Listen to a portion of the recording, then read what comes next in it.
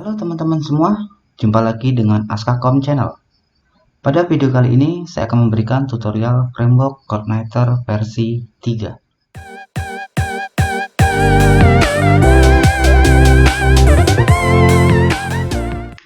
Namun sebelum lebih jauh kita membahas framework CodeNighter, sebaiknya kita pahami dulu apa itu sebenarnya framework. Framework atau dalam bahasa Indonesia dapat diartikan sebagai kerangka kerja yang merupakan kumpulan dari fungsi-fungsi atau prosedur-prosedur dan kelas-kelas untuk tujuan tertentu yang sudah siap digunakan sehingga bisa lebih mempermudah dan mempercepat pekerjaan seorang programmer tanpa harus membuat fungsi atau kelas dari awal. Nah, CodeNighter merupakan salah satu framework PHP yang mungkin sangat populer saat ini. Namun, selain CodeNighter, masih ada banyak framework yang dibangun menggunakan bahasa pemrograman PHP. Contohnya adalah framework Laravel. Kemudian ada yang namanya Cake PHP. Selanjutnya Y Framework. Kemudian ada yang namanya Zen Framework. Lalu ada juga yang namanya framework Symfony. Dan masih banyak lagi framework web lainnya yang dibangun menggunakan bahasa pemrograman PHP. Nah, pada saat ini kita akan melihat beberapa alasan mengapa sebagian besar programmer memilih menggunakan framework CodeNighter. Yang pertama adalah karena framework ini berbasis open source. Artinya, ketika kita mendownload dan menggunakan framework CodeNighter ini, kita tidak perlu melakukan pembayaran. Dan artinya, kita dapat menggunakan secara gratis karena sifatnya yang open source.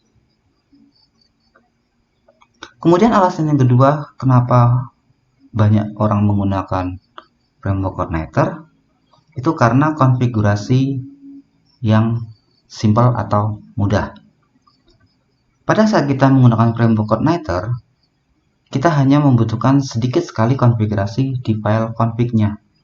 Contohnya, ketika kita akan melakukan koneksi ke sebuah database, ke dalam project yang sedang kita bangun, maka kita hanya cukup melakukan konfigurasinya satu kali. Maka kita dapat menggunakan file konfigurasi tersebut dalam semua project kita.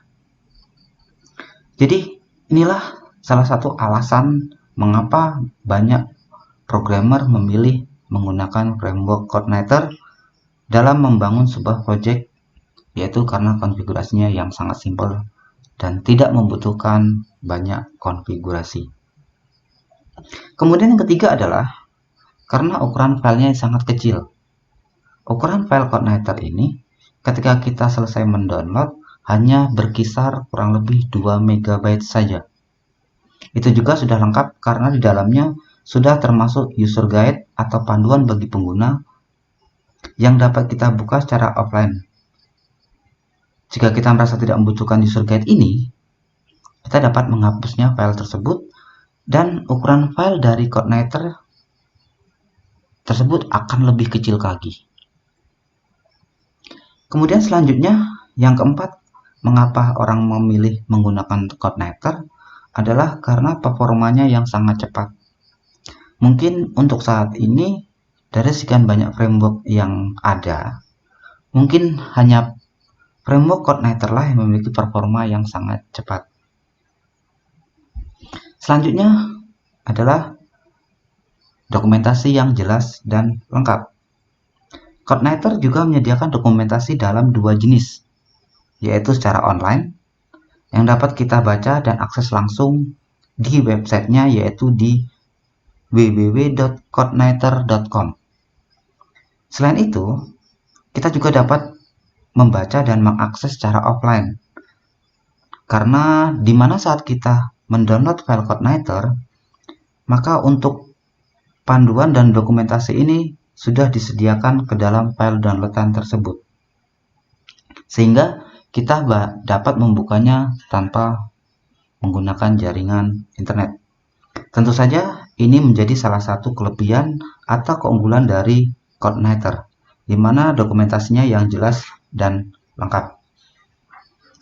Nah, sebelum kita masuk ke dalam tutorial Coordinator, pastikan kita sudah memahami 3 hal dasar yang menjadi fondasi kita dalam belajar framework Coordinator. Apa sajakah syaratnya itu? Yang pertama adalah pastikan kita sudah mengetahui atau memahami dasar-dasar dari HTML. Karena ini adalah salah satu basic atau dasar kita ketika nantinya akan belajar membuat project dengan menggunakan framework Coordinator. Jadi itu yang pertama, pastikan kita memahami dasar HTML. Kemudian yang kedua, pastikan kita mengetahui atau memahami dasar-dasar dari bahasa pemrograman PHP. Mengapa harus PHP? Karena kita ketahui bahwa framework Coordinator ini dibangun menggunakan bahasa pemrograman PHP. Jadi inilah dasar kita nantinya untuk menggunakan framework Coordinator, sehingga kita wajib untuk memahami dasar-dasar dari pemrograman PHP.